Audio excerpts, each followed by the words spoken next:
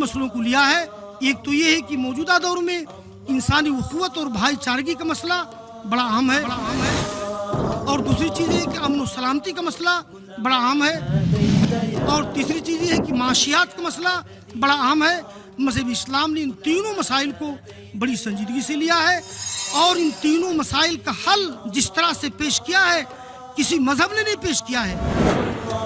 اگر مذہب اسلام کی ان تعلیمات کو عمل کر لیا جائے تو پوری انسانیت اور پورا عالمی انسانی امن و سلامتی سے معمور ہو جائے۔ اللہ اللہ اللہ اللہ كلما ناديت ياه قال يا عبدي أنا الله كلما ناديت ياه۔ خواتین و حضرات، اس نشست کے مقرر میں ان کو دعوت سخن دینے جا رہا ہوں۔ ہمارے سامنے مشرقی یو پی کہ صوبائی جمعیت اہل حدیث کے امیر، ہندوستان کے بہت سارے میگزینوں میں مضامین لکھنے والے، جامعہ قاسم العلوم گلریحہ ضلع بلرام پور یو پی کے پرنسپل، اور ہندوستان کے مختلف علمی سیمیناروں اور کانفرنسوں میں شرکت کرنے والے ممتاز عالم دین مولانا ابو العاص وحیدی صاحب سے میں گزارش کروں گا کہ وہ اسلام اور مسائل انسانیت پر اپنا خطاب فرمائیں۔ مولانا ابو العاص صاحب وحیدی حفظہ اللہ۔ السلام علیکم ورحمۃ اللہ وبرکاتہ۔ الحمدللہ رب العالمین، والصلاة والسلام علی محمد سید المرسلین وعلی آلہ وصحبہ اجمعین، اما بعد، فاعوذ باللہ السمیع العلیم من الشیطان الرجیم، بسم اللہ الرحمن الرحیم۔ یا ایہا الناس اتقوا ربکم الذی خلقکم من نفس واحدہ وخلق منها زوجها وبث منهما رجالا كثيرا ونساء واتقوا الله الذي تساءلون به والارحام ان اللہ کان علیکم رقیبا۔ محترم حاضرین، دینی و ملی بھائیوں، برادران وطن اور ہماری ماں اور بہنوں، آپ حضرات نے سماعت فرمایا کہ میرے خطاب کا موضوع ہے اسلام اور مسائل انسانیت۔ انسانیت کے مسائل بے شمار ہیں، بہت ہیں۔ مذہب اسلام نے انسانیت کے مسائل کو ذرا بڑے وسیع انداز میں سوچا ہے اور ان مسائل کو حل کرنے کی کوشش کی ہے، بلکہ حل کیا ہے۔ دراصل مذہب اسلام کا مخاطب جن اور انسان ہے۔ ہم لوگ انسانوں کی بستی میں رہتے ہیں، یہ انسانوں کی کانفرنس ہے، جنوں کی بھی حاضری ہوگی، ضرور ہوگی، لیکن موضوع کی مناسبت سے ہم انسانیت کے مسائل تک اپنی گفتگو محدود رکھیں گے۔ دیکھیے، مذہب اسلام کے دو بنیادی سرچشمے ہیں، قرآن کریم اور سنت رسول۔ قرآن کریم کا اگر سرسری طور پر مطالعہ کیا جائے تو یہ بات واضح ہوتی ہے کہ قرآن کریم کا موضوع انسان ہے، یعنی قرآن کریم نے انسانوں کو موضوع بحث بنایا ہے۔ انسان کیسے پیدا ہوا، کیوں پیدا ہوا، اس دنیا میں آنے کے بعد انسانوں کی ذمہ داریاں کیا ہیں، اس دنیا میں آنے کے بعد انسانوں کو اللہ تعالیٰ کی ہدایات کے ساتھ کیا معاملہ کرنا چاہیے، اور زندگی کے مختلف نشیب و فراز میں انسانوں کو کیا کرنا چاہیے۔ غرضے کی دنیا سے لے کر آخرت تک بہت سے مسائل ہیں جس کو قرآن کریم نے اپنی بحث کا موضوع بنایا ہے، ان مسائل کو لیا ہے اور انہیں بڑی سنجیدگی سے حل کیا ہے۔ اگرچہ قرآن کریم کا موضوع پورے طور پر انسان ہے، لیکن ایک اور چیز سامنے رکھیں کہ قرآن کریم نے بہت سی آیات میں باقاعدہ انسانوں کو مخاطب کیا ہے، بہت سی آیتوں میں انسان کا تذکرہ کیا ہے، اور جن آیات میں انسان کو مخاطب نہیں بنایا ہے یا انسان کا تذکرہ نہیں کیا ہے، ان مسائل کا تعلق بھی انسانوں ہی سے ہے۔ آپ دیکھیں قرآن کریم نے 101 مقامات پر انسان کا تذکرہ کیا ہے مختلف انداز سے۔ 20 آیات میں قرآن کریم نے یا ایھا الناس کہہ کر کے انسانوں کو ان کی ذمہ داریاں یاد دلائی ہیں۔ 63 آیات میں قرآن کریم نے الانسان کا لفظ ذکر کیا ہے، اور انسان کی تخلیق، اس کی ولادت، پیدائش، پیدا ہونے کے بعد اس کی زندگی کے مسائل کا ذکر کیا ہے۔ اور 18 آیات میں قرآن کریم نے الانس کا لفظ استعمال کیا ہے، جس کا معنی بھی انسان ہوتا ہے۔ یہ تو 101 آیات ہیں، لیکن ان آیات کے علاوہ اور بھی مختلف اسالیب میں کہیں اشارہ، کہیں ضمیر، کہیں کچھ استعمال کر کے بے شمار مقامات پر قرآن کریم نے انسان اور انسانیت کے مسائل کا تذکرہ کیا ہے۔ جیسا کہ میں نے عرض کیا کہ انسانیت کے مسائل بہت ہیں، لیکن موجودہ عالمی و ملکی حالات کے تناظر میں انسانیت کے سارے مسائل کا ذکر تو نہیں کر سکتا۔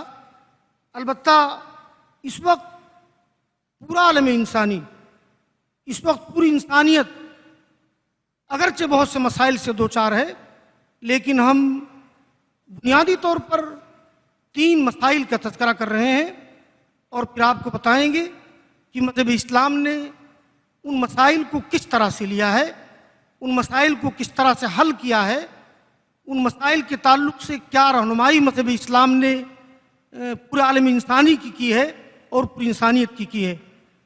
پہلا مسئلہ میں جس کا ذکر کروں گا، انسانی اخوت و بھائی چارہ کا مسئلہ۔ تمام انسانوں میں انسانی اخوت اور بھائی چارگی ہونا چاہیے۔ یہ اس دور کا بڑا عالمی مسئلہ ہے، جس کے نہ ہونے کی وجہ سے بہت سی مشکلات پوری انسانیت کو درپیش ہیں۔ دوسرا مسئلہ میں ذکر کروں گا امن و سلامتی کا مسئلہ۔ اس وقت ملکی سطح پر اور عالمی سطح پر امن و سلامتی کا مسئلہ بڑا حساس، بڑا نازک اور بڑا ذمہ دارانہ مسئلہ ہے۔ میں آپ کو بتاؤں گا کہ مذہب اسلام نے کس طرح سے امن و سلامتی کی فضا پیدا کی ہے، اور جو چیزیں یا جو تعلیمات امن و سلامتی کے راستے میں رکاوٹ ہیں، ان چیزوں کو کس طرح سے مذہب اسلام نے دور کرنے کی کوشش کی ہے۔ اور تیسرا مسئلہ جس کا میں ذکر کروں گا وہ معاشیات کا مسئلہ ہے۔ معاشیات کا مطلب روزی روٹی کا مسئلہ، دولت کمانے کا مسئلہ۔ تو اس طرح سے میری گفتگو میں یہ 3 مسائل آئیں گے: انسانی اخوت اور بھائی چارہ کا مسئلہ، نمبر 2 امن و سلامتی کا مسئلہ، اور نمبر 3 انسانی معاشیات کا مسئلہ۔ اللہ تعالیٰ ہی توفیق دینے والا ہے، وہی مددگار ہے۔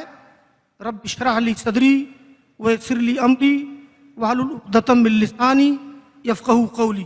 محترم حضرات، جہاں تک انسانی اخوت اور بھائی چارگی کا مسئلہ ہے، تو آپ دیکھ رہے ہیں کہ مذہب اسلام نے جو تصور اور جو نظریہ پیش کیا ہے، اگر اس نظریے کو سامنے رکھا جائے اور اس کو سامنے رکھ کر آج پوری دنیا کو دیکھا جائے، تو اس بات کا اندازہ ہوگا کہ اس وقت جو پریشانیاں، جو مسائل، جو مشکلات اور مختلف ملکوں میں جو دشمنی، جنگیں اور بہت سے حالات ہیں جن کو آپ دیکھ رہے ہیں، ان کے پیدا ہونے کی وجہ یہ ہے کہ اس وقت انسانوں میں جو انسانی اخوت ہونا چاہیے، جو انسانی بھائی چارگی ہونا چاہیے وہ موجود نہیں ہے۔ آج صورتحال یہ ہے کہ ایک ہندو کسی مسلمان کو دیکھتا ہے کسی مشکل میں، کسی پریشانی میں، تو اس کے دل میں ہمدردی نہیں پیدا ہوتی، اس کے دل میں محبت کا یا رحمت کا جذبہ نہیں پیدا ہوتا۔ اور بالکل اسی طرح سے کوئی انسان، کوئی مسلمان کسی ہندو کو، کسی عیسائی کو، کسی سکھ کو اگر کسی پریشانی میں دیکھتا ہے، اگر کسی مشکل میں دیکھتا ہے، تو واقعہ یہی ہے کہ اس کے دل میں وہ جذبہ نہیں پیدا ہوتا جو جذبہ کسی مسلم بھائی کو پریشانی میں دیکھ کر اس کے اندر پیدا ہوتا ہے۔ یہی حال عیسائیوں کا ہے، یہودیوں کا ہے۔ میں سمجھتا ہوں یہ صورتحال موجودہ عالم انسانیت کے لیے ایک بڑا اہم مسئلہ ہے۔ قرآن کریم میں اس سلسلے میں مختلف مقامات پر اس چیز کو دہرایا گیا ہے، اور قرآن نے بہت زور و تاکید کے ساتھ، بڑے شد و مد کے ساتھ قرآن کریم نے یہ تصور، یہ نظریہ پیش کیا ہے کہ سارے انسان بھائی بھائی ہیں، سارے انسان ایک مرد اور ایک عورت کی اولاد ہیں، یعنی آدم و حوا کی اولاد ہیں۔ آپ سماعت فرمائیں سورہ نساء کی پہلی آیت، جس میں اللہ تعالیٰ نے فرمایا ہے یا ایھا الناس اتقوا ربکم الذی خلقکم من نفس واحدہ وخلق منها زوجها وبث منهما رجالا كثيرا ونساء واتقوا الله الذي تساءلون به والارحام ان اللہ کان علیکم رقیبا۔ اے تمام لوگوں، اے تمام انسانوں، اس رب سے ڈرو جس رب نے تم کو ایک جان سے پیدا کیا ہے، اور اسی جان سے اس نے اس کا جوڑا بنایا، اور پھر ان دونوں سے اس روئے زمین پر بہت سے مردوں کو، بہت سی عورتوں کو پھیلا دیا۔ واتقوا اللہ الذی تساءلون به والارحام ان اللہ کان علیکم رقیبا، اور اس اللہ سے ڈرو جس کے حوالے سے تم لوگ آپس میں ایک دوسرے سے حقوق کا مطالبہ کرتے ہو، اور قرابت داریوں سے ڈرو، بے شک اللہ تعالی ہم سب کا نگراں ہے۔ اس آیت کریمہ میں قرآن کریم نے جو تصور پیش کیا ہے کہ اس وقت دنیا میں جتنے انسان پائے جاتے ہیں، کسی بھی مذہب کے ہوں، کسی بھی ملک کے رہنے والے ہوں، ان کا رنگ کالا ہو یا گورا، جغرافیائی طور پر وہ عربی ہوں یا عجمی، تمام انسان سب اس لحاظ سے انسانی بھائی ہیں کہ سب لوگ ایک ماں باپ کی اولاد ہیں۔ آپ دیکھ رہے ہیں کہ یہ سوچنے کا انداز یا یہ تصور تمام انسانوں کے لیے کتنا اہم ہے۔ ٹھیک ہے، اس دنیا میں بہت سے مذاہب ہیں، بہت سے دھرم ہیں، اور دھرموں اور مذاہب کے درمیان بحث ہوتی ہے، مذاکرہ ہوتا ہے، کون سا مذہب صحیح ہے، کون سا مذہب غلط ہے، یہ دوسری چیز ہے۔ لیکن اس سطح سے بلند ہو کر ایک یہودی کو عیسائی سے بہرحال تعلق ہونا چاہیے انسانی برادری کی بنیاد پر، ایک ہندو کو ایک مسلمان سے ہمدردی ہونی چاہیے کہ یہ بھی ہمارا انسانی بھائی ہے، ایک مسلمان کو ایک ہندو سے اس لحاظ سے ہمدردی ہونا چاہیے کہ یہ بھی میرا دینی بھائی ہے۔ تو یہ مذہب اسلام کا جو تصور ہے بڑا اہم ہے، لیکن اس معاملے میں کم از کم عیسائی، یہودی اور مسلمان متفق ہیں اس نقطۂ نظر پر، یہ سب کے سب ایک ماں باپ کی اولاد ہیں۔ اس وقت موجودہ دنیا میں اس سوچ کو، اس طرز فکر کو عام کرنے کی ضرورت ہے، اور محض فکری طور پر نہیں، محض کانفرنس کر کے نہیں، بلکہ عملی طور پر اس فکر کو عام کرنے کی ضرورت ہے۔ عملی طور پر ہم لوگ اس طرح سے عام کر سکتے ہیں، آپ کے محلے میں، آپ کے شہر میں کسی گھر میں آگ لگی، آپ سب دوڑ پڑیں اس آگ کو بجھانے کے لیے۔ اس بات کی تحقیق نہ کیجیے کہ وہ ہندو کا گھر ہے، کہ مسلمان کا گھر ہے، یہودی کا گھر ہے، کہ عیسائی کا گھر ہے۔ یہ ہے انسانی مواسات، یہ ہے انسانی غمخواری جس کی تعلیم مذہب اسلام دیتا ہے۔ یا اسی طرح سے کوئی بھی بچہ اگر یتیم ہے یتیموں کی کفالت یا ان کی خبرگیری کی جو تعلیم مذہب اسلام نے دی ہے، جہاں تک میری معلومات ہے اور جہاں تک میں نے پڑھا ہے کہ اس میں ہندو مسلم کی کوئی قید نہیں. کوئی بھی یتیم ہو، ہر یتیم کی خبرگیری کیجیے. کوئی بھی فقیر ہو، کوئی بھی مسکین ہو، کوئی بھی مسافر ہو، سب کی خبرگیری کیجیے، سب کے ساتھ ہمدردی کیجیے. یہ مذہب اسلام کی سوچ ہے، یہ مذہب اسلام کا تصور ہے. اور اس وقت موجودہ دنیا میں یہ مزاج نہیں پایا جاتا. یہی وجہ ہے کہ قرآن کریم نے جو مختلف مذاہب کے لوگوں کو مشترکہ امور کے تحت دعوت دی تھی، اسلام کی دعوت، سچی باتوں کی دعوت، اس وقت ہمارے لیے وہ دعوت دینا مشکل ہو گیا ہے. آپ دیکھ رہے ہیں کہ جب پیغمبر اسلام جناب محمد الرسول اللہ صلی اللہ علیہ وسلم کی بعثت ہوئی تھی تو اس وقت عرب میں ایک طرف کفار و مشرکین تھے، ایک طرف یہودی. ایسے ماحول میں مذہب اسلام کی آخری شکل نازل ہوئی اور قرآن کریم نے اللہ کے رسول کو تلقین کی کہ آپ ان تمام مذاہب کے ماننے والوں سے کہہ دیجئے. اللہ تعالیٰ کا ارشاد ہے، اے کتاب الہی کے ماننے والوں، اے عیسائیوں، اے یہودیوں جو کتاب الہی کو مانتے ہیں، آؤ ایک ایسی مشترک بات کی طرف جو ہمارے اور تمہارے درمیان مشترک ہے. اس آیت میں 3 چیزوں کا تذکرہ کیا گیا ہے. پہلی چیز یہ، اللہ نعبد الا اللہ، یعنی ہم اللہ کے علاوہ کسی کی عبادت نہ کریں. اور دوسری چیز، ہم اس کے ساتھ کسی کو شریک نہ ٹھہرائیں، اس کی ذات میں، اس کی صفات میں، اس کے حقوق میں کسی کو شریک نہ ٹھہرائیں. اور تیسری چیز کہ ہم انسانوں میں سے کوئی انسان دوسرے انسان کو رب نہ بنا لے، کوئی انسان دوسرے انسان کو رب اور خدا نہ بنا لے.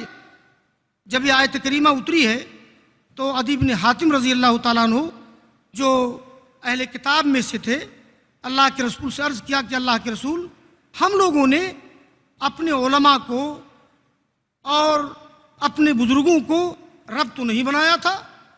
تو اللہ کے رسول نے کہا، کیا تم لوگوں نے اپنے علماء کی پیروی اس طرح سے نہیں کی کہ تمہارے علماء نے جس چیز کو حلال کیا اس کو تم لوگوں نے حلال سمجھا، تمہارے علماء نے جس چیز کو حرام کیا اس کو تم لوگوں نے حرام سمجھا؟ اللہ کے رسول نے کہا، یہی تو علماء کو، ائمہ کو، بزرگوں کو رب بنا لینا ہے. تو بہرحال یہ 3 مشترک چیزوں کا ذکر قرآن کریم نے کیا ہے اور ان مشترک چیزوں کی بنیاد پر اہل کتاب کو دعوت دی گئی ہے.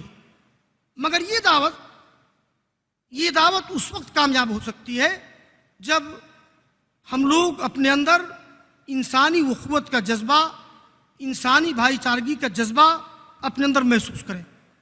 یہ پہلا مسئلہ تھا انسانیت کے مسائل میں سے، انسانی اخوت اور انسانی بھائی چارگی کا مسئلہ. اور دوسرا مسئلہ امن و سلامتی کا مسئلہ. اس وقت امن و سلامتی کا مسئلہ بڑا حساس اور بڑا نازک مسئلہ ہے کہ اس وقت ہمارے ہندوستان میں، ہندوستان سے باہر پوری دنیا میں کس طرح سے بدامنی ہے، فساد ہے اور دہشت گردی ہے. ایک ملک دوسرے ملک پر چڑھ دوڑتا ہے، بمباری کرتا ہے، ملک کو تباہ کرتا ہے. ایک بستی دوسرے بستی کے خلاف ہو جاتی ہے، ایک پڑوسی دوسرے پڑوسی کا دشمن ہے، ایک شخص دوسرے شخص کے پیچھے پڑا ہوا ہے.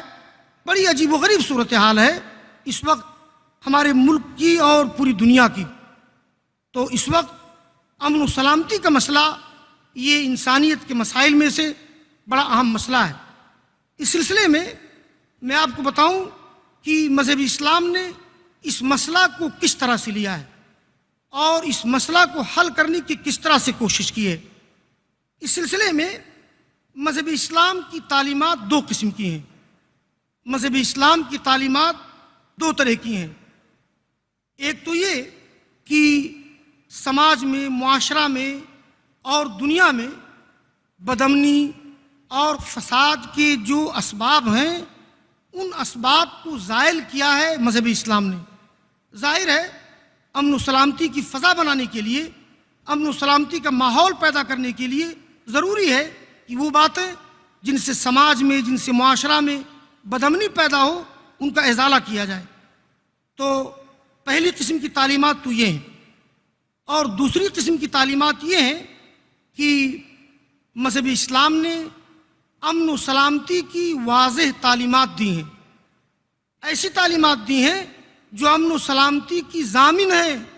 ان تعلیمات پر عمل کر کے، ان تعلیمات کو اپنا کر کے ہمارا ملک ہی نہیں بلکہ پورا عالمی انسانی امن و سلامتی کے خوشگوار ماحول میں داخل ہو سکتا ہے۔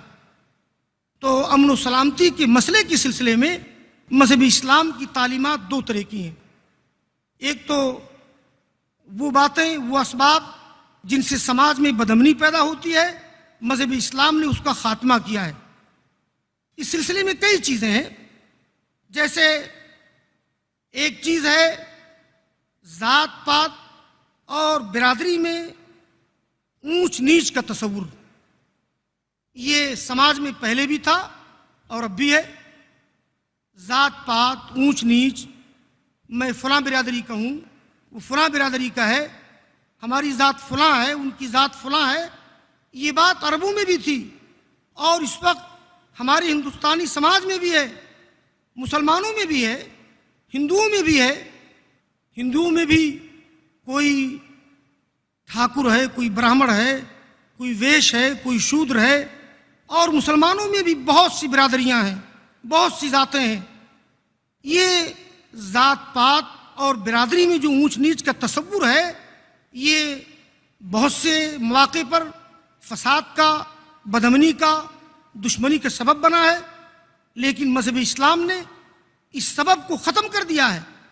اور اس سلسلے میں مذہب اسلام نے تعلیم یہ دی ہے، جیسا کہ میں نے ابھی ذکر کیا، اللہ تعالیٰ نے فرمایا کہ یا ایھا الناس انا خلقناکم من ذکر و انثی وجعلناکم شعوبا وقبائل لتعارفوا ان اکرمکم عند اللہ اتقاکم۔ اے لوگو، ہم نے تم کو ایک عورت ایک مرد سے پیدا کیا ہے اور تم کو مختلف قبیلوں میں، مختلف برادریوں میں، مختلف ذاتوں میں تقسیم کر دیا ہے، لیکن یہ برادریاں، یہ ذات، یہ ساری چیزیں محض تعارف کے لیے ہیں، پریچے کے لیے ہیں کہ ایک دوسرے آپس میں پہچانے جائیں۔ جیسے نام رکھا جاتا ہے، محلوں کو نام رکھا جاتا ہے، شہروں کو نام رکھا جاتا ہے، ایسے انسانوں کے مختلف طبقات کو اللہ تعالیٰ نے مختلف قبیلوں میں اور مختلف برادریوں میں تقسیم کر دیا ہے تاکہ پریچے میں، تعارف میں اور جاننے میں سہولت ہو۔ مگر یاد رکھو، ان اکرمکم عند اللہ اتقاکم، تم لوگوں میں سب سے زیادہ معزز اللہ تعالیٰ کے نزدیک محترم وہ شخص ہے جو متقی ہو، جو پرہیزگار ہو۔ دیکھیے، اس تعلیم کے ذریعہ مذہب اسلام نے ذات پات اور برادری میں جو اونچ نیچ کا تصور ہے اس کو ختم کر دیا۔ اسی طرح سے اور بھی بہت سے مسائل ہیں جن سے بدامنی پیدا ہوتی ہے، جیسے زبان کا مسئلہ ہے، رنگ کا مسئلہ ہے۔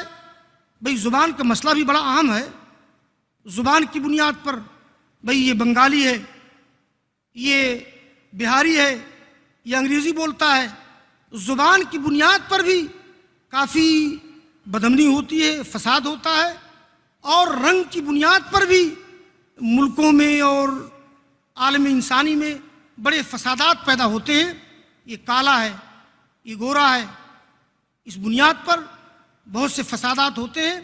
آپ دیکھیں کہ خاص طور پر یورپ کے لوگ، خاص طور پر یورپی ممالک جو عدل، انصاف اور مساوات کے حوالے سے نیا عالمی نظام پیش کرنے کی کوشش کر رہے ہیں، اس معاملے میں اب تک وہ کالا اور گورا، کالے اور گورے کے پیچیدہ مسئلے سے وہ نکل نہیں سکے۔ ابھی آپ دیکھیے کہ امریکہ میں اوباما صدر ہوا ہے اور بھاری اکثریت سے وہ شخص جیتا۔ انگریزی اخبارات میں یہ چیز آئی ہے کہ وہاں کی گوری نسل کے اسٹوڈنٹس نے اس کے خلاف بڑا احتجاج کیا ہے اور بڑے احتجاج ہو رہے ہیں۔ کہاں گئی جمہوریت؟ کہا گیا عالمی نظام کا نقشہ ایک شخص جیتا، ووٹوں سے جیتا، اس کو جیت حاصل ہوئی، لیکن محض اس لیے کہ اس کے والدین میں سے ایک کا تعلق گوری نسل سے ہے، ایک کا تعلق کالی نسل سے ہے، بیچارہ مکمل طور پر اس کا تعلق کالی نسل سے نہیں ہے، مگر پھر بھی اس کو سزا بھگتنی پڑ رہی ہے۔ بہرحال مذہب اسلام نے اس معاملے کو بڑی سختی سے لیا ہے اور یہ بات کہی ہے کہ لا فضل لعربی علی عجمی ولا لابیض علی اسود، کسی عربی کو عجمی پر فضیلت نہیں، کسی گورے کو کالے پر فضیلت نہیں، بلکہ قرآن کریم میں تو زبانوں کا اختلاف، رنگ کا اختلاف، اس کو اللہ تعالیٰ نے اپنی نشانی قرار دی ہے۔ اللہ تعالیٰ کی ارشاد ہے وَمِنْ آیَاتِهِ اختلاف السنتکم والوانکم، اللہ تعالیٰ کی نشانیوں میں سے ہے زبانوں کا اختلاف، رنگوں کا اختلاف، اور اس لیے نشانیوں میں سے ہے کہ بھائی تمام زبانوں کا پیدا کرنے والا اللہ تعالیٰ، تمام رنگوں کا پیدا کرنے والا اللہ تعالیٰ، تو ظاہر سی بات ہے کہ اللہ تعالیٰ زبان اور رنگ کی بنیاد پر لڑنے کو، فساد کو کب پسند کر سکتا ہے؟ تو زبان، رنگ، نسل، جغرافیہ، ان بنیادوں کو مذہب اسلام نے ڈھا دیا ہے اور عملی طور پر بھی اس کی مثال پیش کی ہے۔ ایسا معاشرہ مذہب اسلام نے بنایا قرون اولیٰ میں، عہد نبوی میں، عہد صحابہ میں، کہ عرب کے لوگ جو اپنے آپ کو عربی کہتے تھے، عرب کے لوگوں میں یہ جہالت بہت زیادہ پائی جاتی تھی، بلکہ وہاں تو غلام اور آزاد کا بھی مسئلہ تھا۔ مگر آپ کو معلوم ہے جب اسلام کے زیر سایہ بلال حبشی آئے، جب اسلام کے زیر سایہ سلمان فارسی آئے، جب اسلام کے زیر سایہ صہیب رومی آئے، تو صہیب، بلال، سلمان رضی اللہ تعالیٰ عنہم اجمعین، ان تمام لوگوں کو وہ سارے حقوق ملے جو حقوق عربوں کو ملے، بلکہ عمر فاروق رضی اللہ تعالیٰ عنہ کی سیرت میں آتا ہے کہ وہ بلال رضی اللہ تعالیٰ عنہ کو کبھی کبھی یا سیدی، اے میرے آقا کہہ کر کے پکارتے تھے۔ تو مذہب اسلام نے زبان کی دیوار، نسل کی دیوار، زبان، نسل اور جغرافیائی طور پر جو امتیاز اور تفریق کی دیواریں ہیں، ان دیواروں کو ختم کر دیا ہے۔ اسی طرح سے انسانی معاشرہ میں بہت سی ایسی برائیاں ہیں، بہت سی ایسی خرابیاں ہیں جو بدامنی کا سبب ہیں، جیسے مثال کے طور پر سب و شتم، کسی دوسرے کو گالی دینا، برا بھلا کہنا، ہم لوگ اس کو معمولی بات سمجھتے ہیں، لیکن آپ کو معلوم ہے سباب المومن فسوق وقتالہ کفر، کسی مومن کو گالی دینا، جب کسی مومن کو گالی دینا فسق ہے، اس کے ساتھ قتال کرنا کفر ہے۔ جس کے ساتھ ایک مسلمان رہتا ہے اور جس کے ساتھ وہ زندگی نہیں گزارتا ہے، جس سے اس کو سابقہ نہیں پڑتا ہے، تو اس کے ساتھ ناحق قتال کرنا یا اس کو ناحق گالی دینا یقیناً بدترین جرم ہوگا۔ بہرحال سب شتم، اس سے بھی مذہبی اسلام نے روکا ہے۔ اسی طرح سے غیبت سے مذہبی اسلام نے روکا ہے۔ غیبت سے ہمارے سماج میں، ہمارے معاشرہ میں بڑی بدگمانیاں پیدا ہوتی ہیں، بڑی برائیاں پیدا ہوتی ہیں، بلکہ غیبت کرنا کسی سماج کے افراد کو ایک دوسرے سے بدگمان کر دیتا ہے۔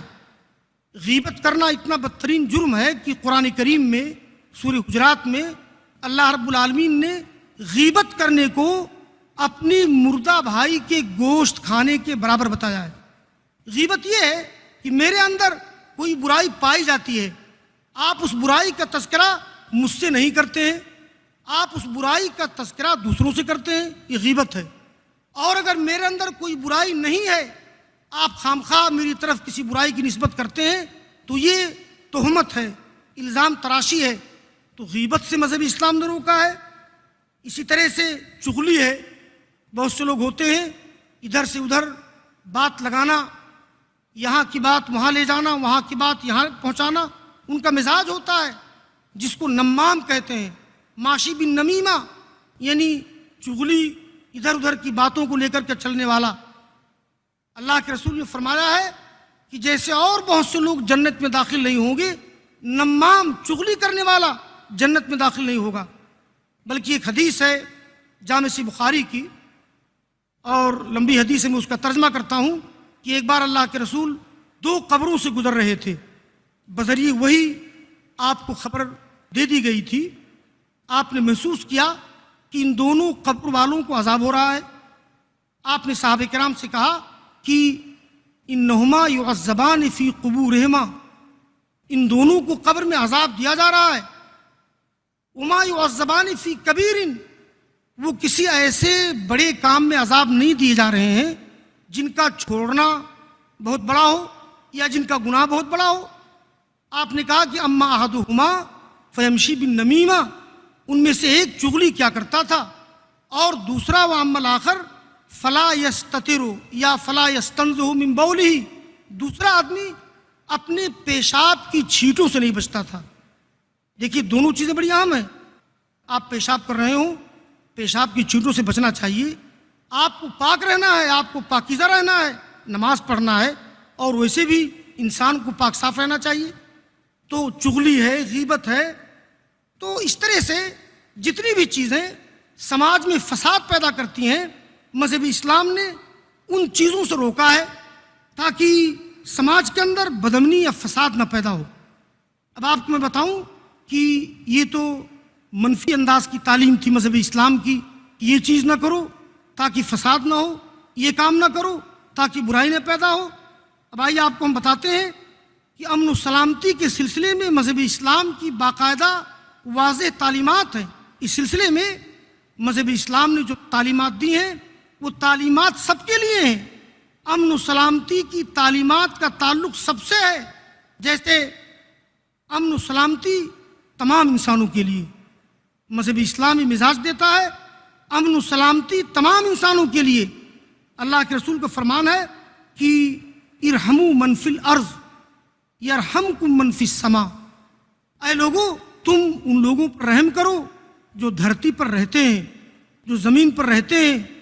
بہت عام تعلیم آپ کی ہے، ارحموا من فی الارض، ان تمام لوگوں پر رحم کرو جو زمین میں رہتے ہیں۔ اس کا فائدہ کیا ہوگا؟ یرحمکم اللہ، اللہ تعالیٰ تم پر رحم کرے گا۔ بعض روایات میں ہے یرحمکم من فی السماء، وہ ذات تم پر رحم کرے گی جو آسمان میں ہے۔ دیکھا آپ نے، اس میں کوئی تفریق نہیں، ہندو، عیسائی، سکھ، مسلمان، کسی کی تفریق نہیں۔ یہ تعلیم مذہب اسلام کی ہے کہ سب پر رحم کرو۔ ایک مسلمان سب کے لیے رحمت کا سبب ہوتا ہے۔ اسی طرح سے تمام پڑوسیوں کے لیے بھی امن و سلامتی کی تعلیم مذہب اسلام نے دی ہے۔ ایک روایت ہے اللہ کے رسول کی، یہ روایت جامع صحیح بخاری میں بھی ہے اور حدیث کی دوسری کتابوں میں بھی ہے۔ ایک بار صحابہ کرام موجود تھے، اللہ کے رسول نے کہا واللہ لا یؤمن، واللہ لا یؤمن، واللہ لا یؤمن، بخدا اللہ کی قسم وہ شخص مومن نہیں ہو سکتا، اللہ کی قسم وہ شخص مومن نہیں ہو سکتا۔ آپ نے 3 بار فرمایا، صحابہ کرام لرز گئے، صحابہ کرام کانپ گئے کہ آپ کیا فرما رہے ہیں، کس شخص کے بارے میں کہہ رہے ہیں؟ صحابہ کرام نے کہا کہ من یا رسول اللہ، اللہ کے رسول وہ کون شخص ہے آپ جس کے بارے میں کہہ رہے ہیں کہ واللہ لا یؤمن، واللہ لا یؤمن؟ تو آپ نے کہا من لا یؤمن جارہ بوائقہ، وہ شخص کہ جس کی مصیبتوں سے، جس کی تکلیفوں سے اس کا پڑوسی محفوظ نہ ہو۔ آپ دیکھ رہے ہیں پڑوسیوں کے لیے بھی امن و سلامتی کی تعلیم ہے۔ اس پڑوسی میں بھی کسی بھی مکتب فکر میں، کسی بھی نقطۂ نظر کے مطابق ہندو، مسلم یا مسلمانوں کے مابین کسی بھی مکتب فکر میں کوئی فرق نہیں ہے۔ تمام انسان، کوئی بھی انسان آپ کا پڑوسی ہو، اگر آپ کا پڑوسی ہندو ہے اس کے ساتھ بھی اچھا سلوک کیجیے، اگر آپ کا پڑوسی عیسائی ہے اس کے ساتھ بھی اچھا سلوک کیجیے، اگر آپ کا پڑوسی یہودی ہے اس کے ساتھ بھی اچھا سلوک کیجیے، اگر آپ کا پڑوسی کوئی دہریہ ہے، زندیق ہے، ملحد ہے، وہ ٹھیک ہے، لیکن آپ اس کے ساتھ اچھا سلوک کیجیے۔ یہ مذہب اسلام کی تعلیم ہے، اور اس سلسلے میں اللہ کے رسول نے فرمایا ہے، ایسا بھی ہوتا ہے کبھی کبھی کہ بھائی آپ مالدار ہیں، آپ کا پڑوسی غریب ہے، آپ کے گھر گوشت بنتا ہے، اچھا کھانا بنتا ہے، اس کی بھاپ، اس کی مہک غریب کے گھر بھی پہنچتی ہے، غریب شخص کے بچے دل ملا کے رہ جاتے ہیں، ان کے دل میں کسک اٹھتی ہے، تکلیف پیدا ہوتی ہے کہ میرا ابو جان غریب ہیں، میرا گھر غریب ہے، ورنہ دیکھو پڑوسی کے ہاں گوشت بن رہا ہے، کھانا بن رہا ہے، پڑوسی کے بچے اپنے ہاتھوں میں مٹھائی، کیک، سیب اور کیلا لیے ہوئے برآمدے میں کھا رہے ہیں، سڑک پہ کھا رہے ہیں۔ ظاہر ہے کہ وہ پڑوسی کے بچوں کی نفسیات پہ برا اثر پڑے گا اور پڑوسی کو تکلیف ہوگی۔ اللہ کے رسول کی تعلیم ہے کہ اگر تمہارے یہاں گوشت بنا ہے، کوئی اچھا کھانا بنا ہے، اپنے پڑوسی کے گھر پہنچا دو۔ بھئی کبھی کبھی ایسا ہوتا ہے کہ زیادہ گوشت نہیں بنتا، آدمی کہہ سکتا ہے کہ بھئی ہماری فیملی بڑی ہے، بہت زیادہ گوشت نہیں بنا ہوا ہے، پڑوسی کو کیسے پہنچائے؟ آپ نے کہا کہ ولو ارسنو شاتن، چاہے بکری کا کھری کیوں نہ ہو، ایک ہڈی تھوڑا سا شوربہ دے دیجئے۔ یہ پڑوسیوں کے بارے میں مذہب اسلام کی تعلیم ہے کہ پڑوسی کے ساتھ اچھا سلوک کرو، ورنہ اگر کسی کا پڑوسی اس کی تکلیف سے محفوظ نہ ہو تو وہ شخص مومن نہیں ہو سکتا۔ اسی طرح سے مذہب اسلام میں جو امن و سلامتی کی تعلیمات ہیں وہ جانوروں کے لیے بھی ہیں، فقط انسانوں کے لیے نہیں۔ مذہب اسلام کا مزاج امن و سلامتی کا بڑا بلند ہے، یہ اتنا بلند ہے کہ موجودہ دور کی نگاہیں، موجودہ دور کی نظریں یا اسلام کے دوستوں کی یا اسلام کے حریفوں کی نظریں وہاں تک نہیں پہنچ سکتی ہیں۔ مذہب اسلام اتنی بلندی پر ہے امن و سلامتی کے سلسلے میں۔ آپ دیکھیں جانوروں کے سلسلے میں بھی مذہب اسلام کی عجیب و غریب تعلیمات ہیں، شاید ہی کسی مذہب میں اس طرح کی تعلیمات ہوں۔ جانوروں کے سلسلے میں جامع صحیح بخاری کی روایت ہے کہ اللہ کے رسول نے فرمایا کہ ایک عورت تھی، اس نے ایک بلی کو باندھ لیا، فلم تترکھا تاکل من خشاش الارض حتی ماتت فادخلها اللہ النار۔ ایک عورت نے ایک بلی کو باندھ لیا اور اس کو چھوڑا نہیں کہ زمین کی کیڑے مکوڑے کھا کر وہ اپنا پیٹ بھرے، یہاں تک کہ وہ بلی مر گئی تو اللہ تعالیٰ نے اس عورت کو جہنم کا مستحق قرار دے دیا۔ بلی ہے، کوئی انسان نہیں ہے۔ آپ دیکھ رہے ہیں مذہب اسلام بلی کی جان کا بھی احترام کرتا ہے اور بلی کے لیے بھی امن و سلامتی کا ماحول، امن و سلامتی کی فضا بناتا ہے۔ اس کے اپوزٹ ایک قصہ کلب کے تعلق سے ہے کہ اللہ کے رسول نے فرمایا کہ پرانے زمانے میں ایک شخص تھا جو سفر کر رہا تھا، وہ گزر رہا تھا، اس نے دیکھا فرآ کلبن یاکل الثری من العطش، اس نے دیکھا کہ ایک کتا ہے جو پیاس کی شدت کی وجہ سے بھیگی مٹی چاٹ رہا ہے۔ دیکھیے اس کے دل میں جذبہ پیدا ہوا، یہ کتا ہے، سخت پیاسا ہے اور بھیگی مٹی چاٹ رہا ہے۔ اصل میں آدمی کسی کی بھی پریشانی دیکھے تو یہ محسوس کرے کہ اگر یہ پریشانی مجھے ہو جائے تو میرا کیا حال ہوگا۔ یہ جذبہ ہمدردی کا مذہب اسلام پیدا کرنا چاہتا ہے۔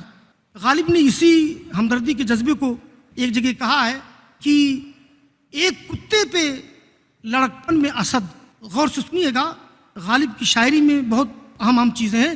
ایک کتے پہ لڑکپن میں اسد سنگ اٹھایا تھا کہ سر یاد آیا۔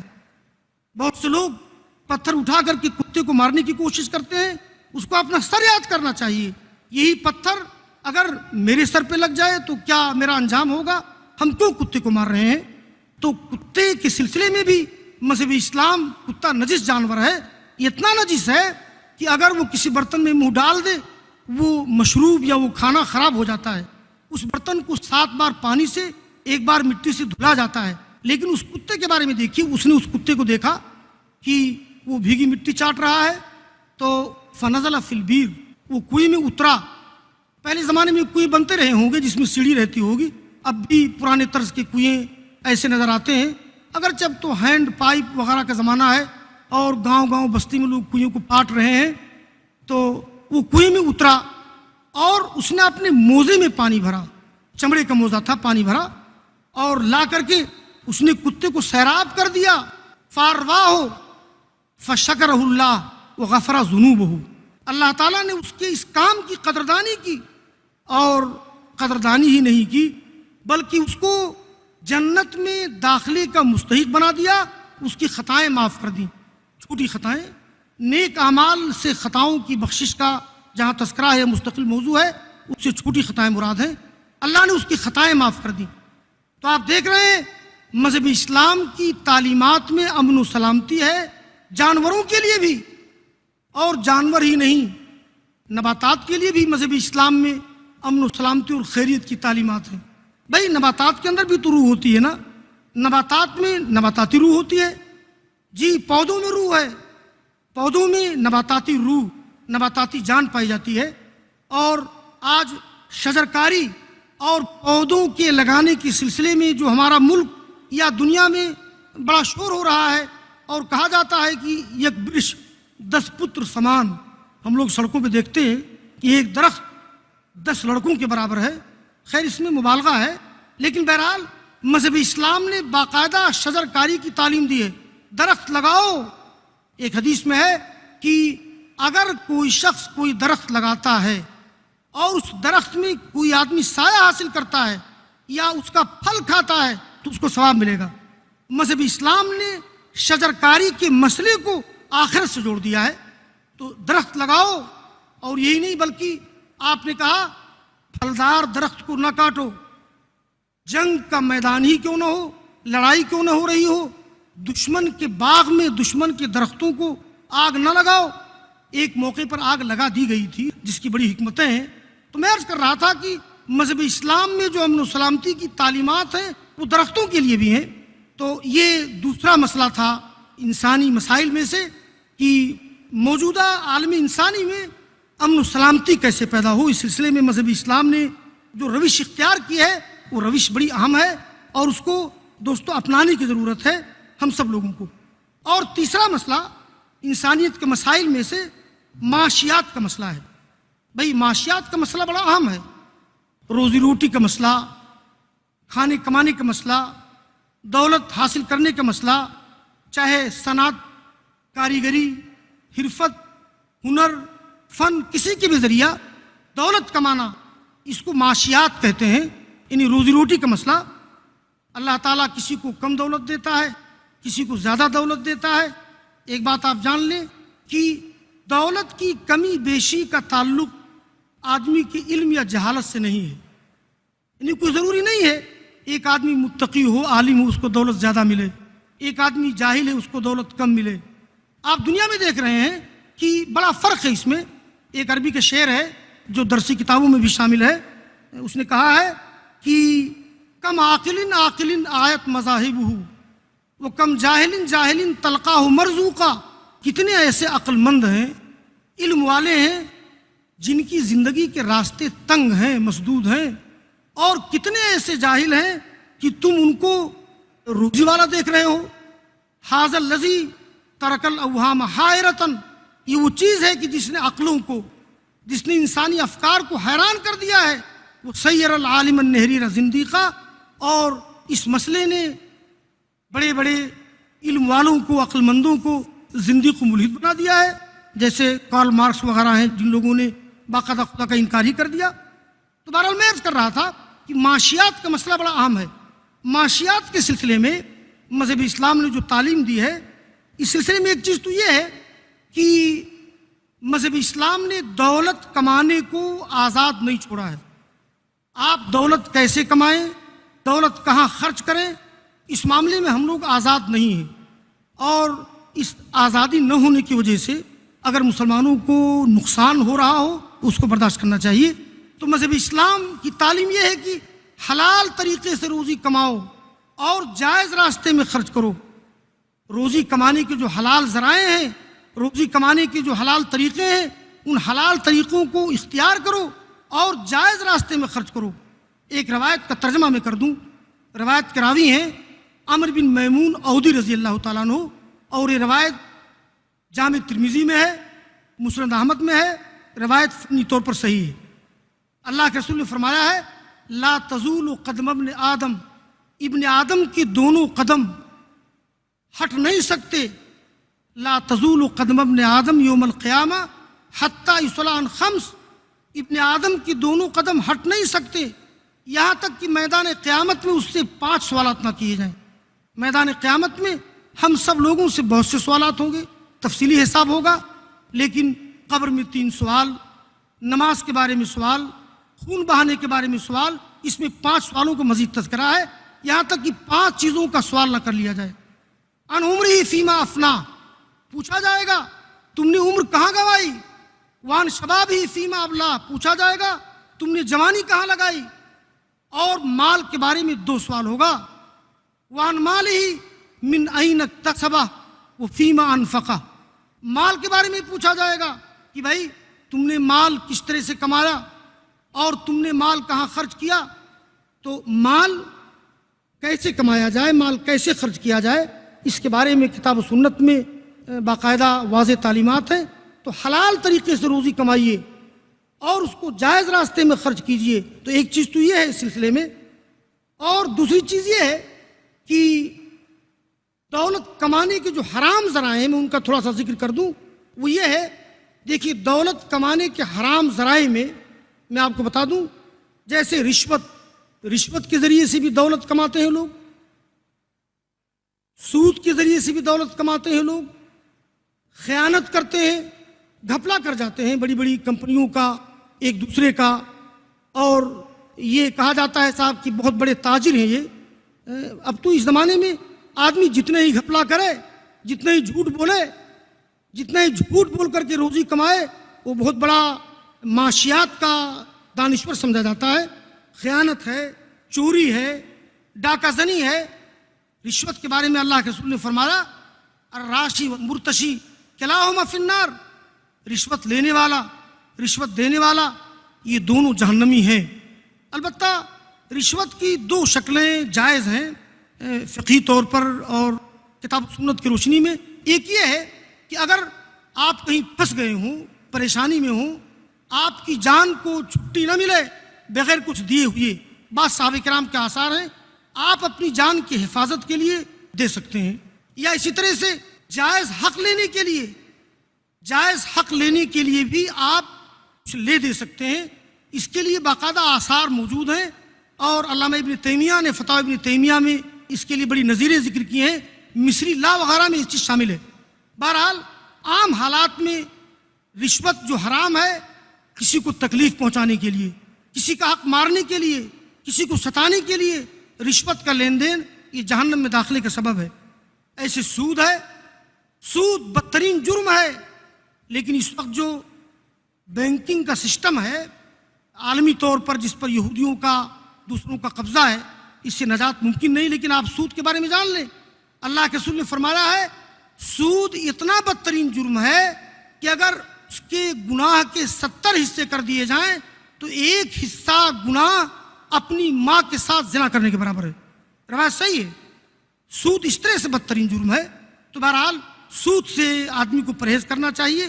البتہ بینکوں میں جو ہم لوگ رقم رکھتے ہیں، اگر اس رقم سے سود ملے، اس سود کو آپ کسی غیر مسلم، سنجیدہ غیر مسلم کو بغیر ثواب کی نیت سے دے سکتے ہیں۔ اسی طرح سے اس سود کو آپ کسی مضطر، کسی پریشان حال مسلمان کو بھی دے سکتے ہیں بغیر ثواب کی نیت۔ بہرحال رشوت، سود، خیانت وغیرہ یہ دولت کمانے کے حرام ذرائع ہیں۔ محترم حضرات، میرے خطاب کا خلاصہ یہ ہے کہ دور جدید کے انسانی مسائل میں، اگرچہ انسانی مسائل بہت ہیں، لیکن میں نے 3 مسئلوں کو لیا ہے۔ ایک تو یہ ہے کہ موجودہ دور میں انسانی اخوت اور بھائی چارگی کا مسئلہ بڑا اہم ہے، اور دوسری چیز یہ ہے کہ امن و سلامتی کا مسئلہ بڑا اہم ہے، اور تیسری چیز یہ ہے کہ معاشیات کا مسئلہ بڑا اہم ہے۔ مذہب اسلام نے ان تینوں مسائل کو بڑی سنجیدگی سے لیا ہے، اور ان تینوں مسائل کا حل جس طرح سے پیش کیا ہے کسی مذہب نے نہیں پیش کیا ہے۔ اگر مذہب اسلام کی ان تعلیمات کو عمل کر لیا جائے تو پوری انسانیت اور پورا عالمی انسانی امن و سلامتی سے معمور ہو جائے، اور پھر جیسا کہ کہا گیا ہے ہم کہہ سکتے ہیں کہ مزدوقی ہو کہ فرنگی ہو مسے خام میں ہے، امن عالم تو فقط دامن اسلام میں ہے۔ اللہ تعالی ہم تمام مسلمانوں کو اسلام کی تعلیمات کتاب و سنت کی روشنی میں فہم سلف کے مطابق سمجھنے کی توفیق عطا فرمائے۔ اور دنیا کے تمام لوگوں کے دلوں سے عصبیت اور تنگ نظری نکال دے اور اس بات کی توفیق دے کہ وہ مذہب اسلام کا غیر جانبدارانہ مطالعہ کریں اور محسوس کریں کہ مذہب اسلام کس طرح سے انسانیت کے مسائل کا حل پیش کرتا ہے۔ اللہ تعالی ہم سب کو ایمان کامل عمل صالح کی توفیق سے نوازے، آمین۔ تقبل رب العالمین۔